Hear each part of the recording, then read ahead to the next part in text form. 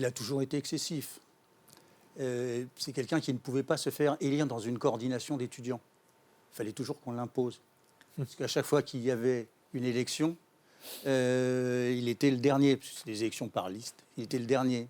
Parce qu'il prenait tout le monde à partie, parce qu'il il avait des formules qui étaient rigolotes, souvent, mais qui vexaient les gens, etc. Ce n'est pas un diplomate. Mais là, dans le moment présent, c'est toujours le « eux » et « nous ». C'est toujours, en fin de compte, la presse, vous êtes les représentants du « eux », des gens d'en haut. Ça me fait penser d'ailleurs à ce que Maigret avait inventé pour Jean-Marie Le Pen, qui était la réinformation.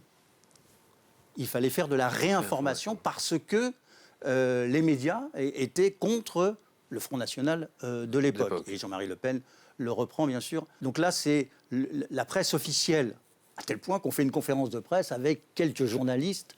Et le paradoxe étant que ces quelques journalistes qui sont censés être favorables ou tout du moins non instrumentalisés par les grands médias, et c'est les grands médias qui parlent de la conférence de presse de Jean-Luc Mélenchon. Mais l'idée est là, c'est-à-dire qu'on trace une ligne entre eux, qui sont d'en haut, et nous, qui sont